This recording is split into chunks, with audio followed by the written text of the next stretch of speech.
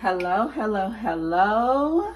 Welcome to Nate's Touch Jewelry YouTube. I know that I owe y'all a video, but first I just want to shout out all the new subscribers that have been following. I'm glad to see, that so many others are so interested in not only just making jewelry, but working with gold-filled jewelry. Because I know when I first started, there was like nothing on the internet, so I'm very proud to be able to just put some things out there so that we can all learn, because I've learned so much from YouTube, so I would love to give back.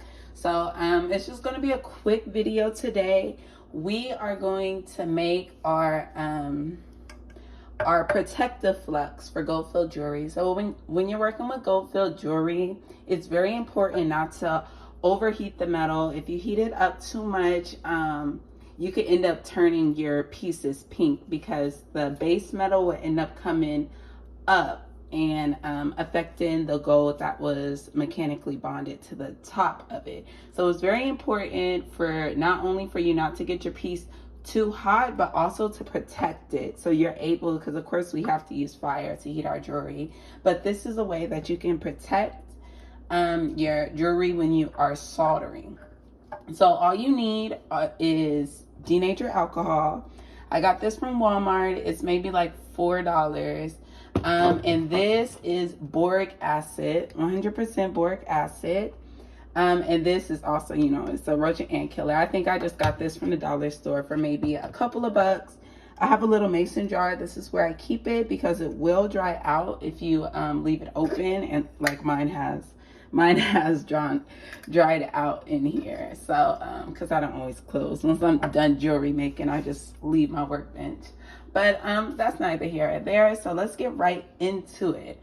So you can make your own protective flux using your boric acid and your denatured alcohol in a 1-to-2 ratio. So your boric acid is actually going to be your 2. So you'll need the more boric acid as to denatured alcohol. So for this purpose, I'm going to measure it out, but I usually don't. I really just do it by sight and feel at this point. I know the consistency that I'm looking for, but just for this video.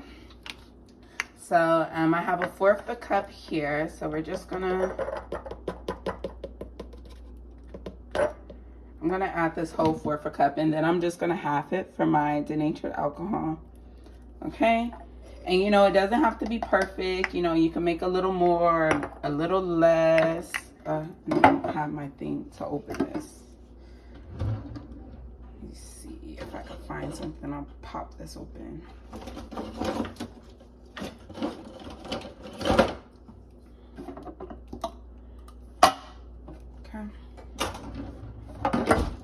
So boom, my denatured alcohol, I'm gonna put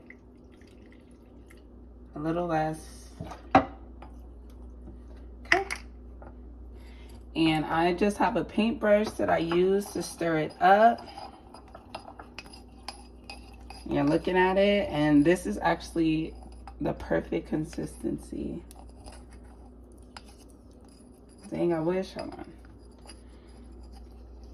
Let me pick my camera up, actually, because I definitely want y'all to be able to see this consistency and know, like, it's just the right amount of thickness, because you don't want it too runny. I do like to see it coated. So if you look there, nice and fluffy. It's not too thick.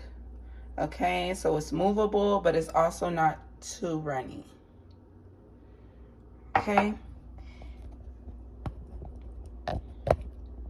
and that is really all it is to it. You mix it up, and when you're protecting your jewelry, like, let me just take one of my rings off. Okay, this is the 3rd eye ring. Make sure y'all shop Nate's Touch Jewelry. Okay, so you would just, if I wanted to solder this ring, I would just boop, pop it in there. I like to move it around. It's kind of a lot in here. I'm gonna lose my ring. Okay, but here it is. Okay, see how it's covered in flux like that? You don't want it too runny as to where the protective flux isn't really visible on there. I kind of like to see it on there so I know that it's getting the protection that it needs.